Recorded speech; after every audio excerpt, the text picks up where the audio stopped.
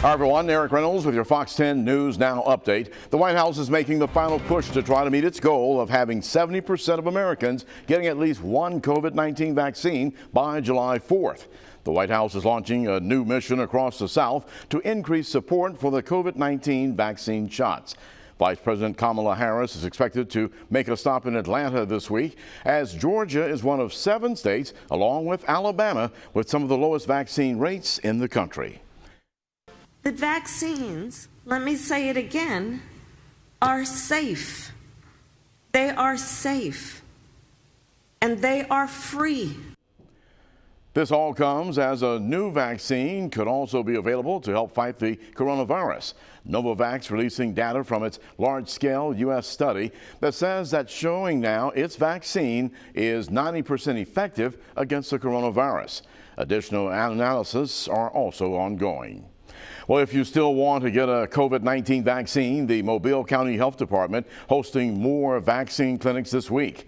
Those clinics are today and tomorrow from 2 p.m. until 7 p.m. at the Eric Hine Learning Center. That's in Calvert. The Pfizer vaccine will be administered to those 12 and older. And the Mobile County Health Department also wants to remind you that you can get the Pfizer, the Moderna, or the Johnson & Johnson vaccines Mondays through Fridays between 9 and 3:30 at the New Bern Health Center. It's on Cox Street. And remember now, the J&J and the Moderna vaccines are for people 18 and older. The Pfizer vaccine is available for anyone 12 and up. Also in the news this morning, authorities in Santa Rosa County, Florida, launching an investigation into the death of a 9-month-old baby. Deputies say the baby was left inside of a locked hot car for several hours. Investigators say that it happened Wednesday near Woodbine Road on Ephraim Lane. That's in Pace. Now, right now, they are not releasing any names and no word yet on any arrest. According to the National Safety Council, an average of 38 children die every year when left in hot cars. Fox 10 News is committed to preventing those types of tragedies from happening once again. Now, before locking your vehicle, check the front and the back seats. Check with your daycare provider to make sure that your child is there if a relative or friend is dropping them off for you. Also, try creating your own reminders. Put your purse, wallet, or cell phone in the back seat with your child. And do not hesitate should you see someone else's child alone in a car. Call 911 because seconds do count, especially during these dangerous hot weather days. And of course, summer doesn't officially start until next week, but we're already feeling it right now. Yesterday, the temperatures were in the 90s. The splash pad at the Medal of Honor Park busy as folks looked to beat the heat. Now, while the hot temperatures are a sign of summer, of course, they can also be dangerous. Dr. Nina Ford Johnson, a pediatrician at Infirmary Pediatrics, says that they are already treating kids for signs of heat exhaustion. Some things you want to look out for, of course, is profuse sweating, a little bit of dizziness, some nausea, like the child wants to throw up or vomiting, and then signs like I feel weak or I'm about to faint or they do faint. Doctors recommend that with the high heat that you stay hydrated. It's important. And we also have a whole list of recommendations for you on our website right now.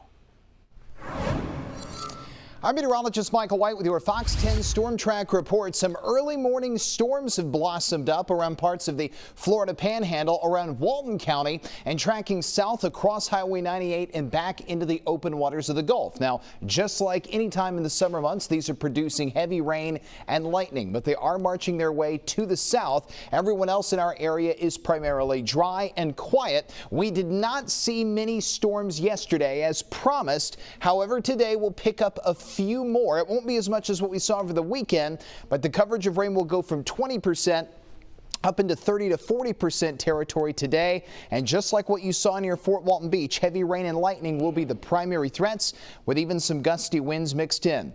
The tropics, we're watching those carefully. We now have our second tropical storm of the system, Bill, off the east coast, but that is lifting north and east. That is moving away from the U.S. mainland. And then, of course, we're still watching the disturbance down in the Bay of Campeche and trying to figure out where this thing is going to go. In all likelihood, at least at the very least, release, the moisture from it is going to lift northward and ramp our coverage of rain up by the time we get to the weekend. Some of the models want to actually meander it around parts of Mexico, but this will be our focus and attention over the next several days. Weather headlines for your Tuesday. This morning starts off very humid, and then throughout the day it's going to be hot with scattered storms. And as far as the tropics, of course, the disturbance moving into the Gulf, the biggest priority. Here's the Fox 10 Futurecast, and as we run the clock forward, the morning will be quiet. The afternoon could be loud for some of you. It starts off with only a few widely spaced storms around 1.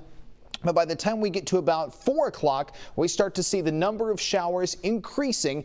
Most of those will be along the I-10 corridor. I think the farther inland you are, the drier you're going to be today. And as we get to the evening, we start to see the storms fade away, and that'll be the case overnight tonight and into your Wednesday. So here's a glimpse at how the next 7 days are going to stack up. The highs in the mid to low 90s through Thursday. Coverage of rain ramping up for the weekend as a result of the tropical disturbance. That sends our high temperatures back down into the mid to upper 80s. We'll be keeping you up to date on your forecast throughout the day right here on Fox 10 News Now.